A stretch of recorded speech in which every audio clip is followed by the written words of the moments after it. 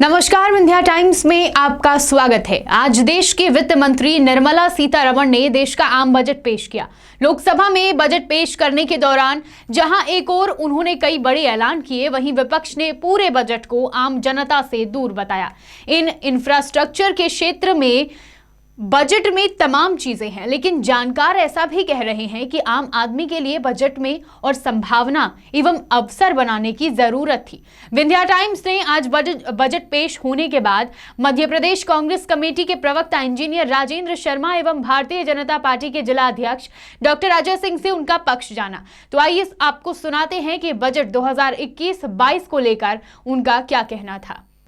Covid महामारी के बाद जिस तरीके से पूरी वैश्विक अर्थव्यवस्था गिरी थी, ये बजट बहुत ही उम्मीद भरा बजट था।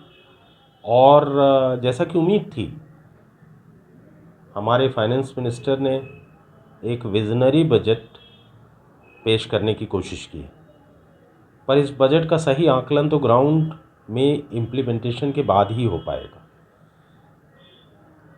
एमएसएमई को राहत दी गई, विनिर्माण को प्रोत्साहन देने की बात की गई, पर दूसरी ओर डिमांड कैसे बढ़ेगी? अगर कोई इंडस्ट्री निर्माण कर रही है तो तभी वो निर्माण कर पाएगी जब उसका प्रोडक्ट जो है वो कंज्यूम होगा।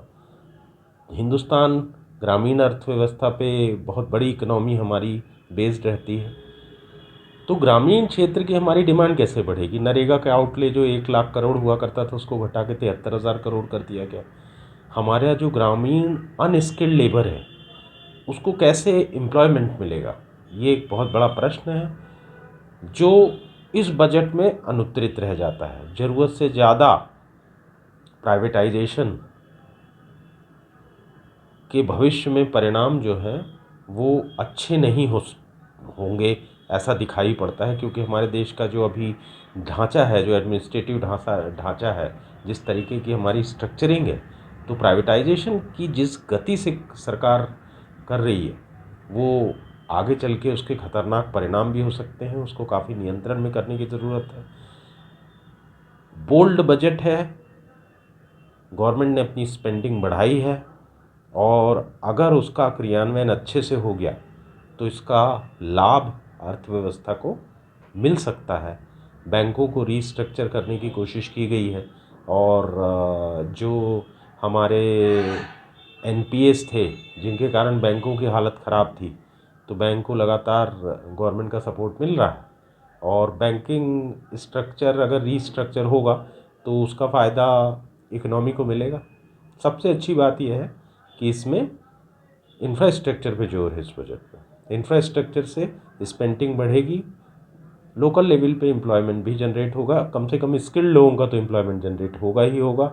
और बीजेपी ने इस बात का ध्यान रखा है कि इलेक्शंस कहाँ कहाँ हैं। उन्होंने जो हाईवेज़ के कंस्ट्रक्शन किए हैं, जो इंफ्रास्ट्रक्चर का फोकस किया है, वो ऐसे क्षेत्रों में ज़्यादा किया है जहाँ चुनाव है, और हमारी मध्य प्रदेश जैसी जगह जो हैं उनके एम्फेसिस से बाहर है। कुल मिलाकर ये बजट आम आदमी के लिए, साधारण आदमी के लिए, नौकरी पेशा आदमी के लिए निराशाजनक है।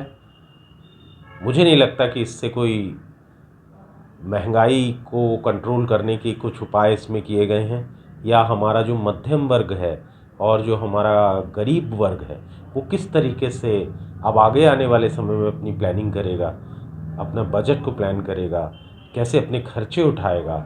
यह बात कोविड काल में बहुत ज़्यादा प्रासंगिक हो गई थी, और इस बजट में उसके कोई भी उपाय होते नहीं दिखाई दे रहे हैं, क्योंकि हमारे इस बजट में बड़े इंडस्ट्रियलिस्ट इफेक्ट नहीं हुए हैं। बहुत सारे इंडस्ट्रियलिस्ट का तो कैपिटल बढ़ा है। इसमें जो इफ़ेक्ट हुआ है वो हमारा छोटा ठेले वाला, गुमटी वाला, जो घर में अनएम्प्लॉयड बैठा हुआ था, जो वेंडर्स होते हैं, छोटे छोटे होते हैं, रेडी वाले होते हैं, वो लोग इफ़ेक्ट हुए थे। उनके लिए कोई उपाय इसमें दूर दूर तक दिखाई नहीं देते। आज का जो हमारा केंद्रीय बजट देश की वित्त मंत्री निर्मला सीतारमण जी ने पेश किया है, उस बजट के लिए मैं तो सर्वप्रथम देश के यशस्वी प्रधानमंत्री नरेंद्र मोदी जी के प्रति आभार प्रकट करूंगा। साथ ही वित्त मंत्री श्रीमती निर्मला सीतारमण जी एवं उनके सहयोगी वित्त राज्य मंत्री अनुराग जी को भी बधाई दूंगा कि इस विपरीत परिस्थितियों में, कोरोना काल में भी उन्होंने एक ऐसा बजट पेश किया है जो कि पूर्णतः सर्वस्पर्शी है। गांव, गरीब और किसानों का बजट है। इस बजट में सभी क्षेत्रों का ध्यान दिया गया है। हम नरेंद्र मोदी जी का जो आत्मनिर्भर भारत का ही एक सोच है, उस सोच को आगे बढ़ाने वाला बजट है।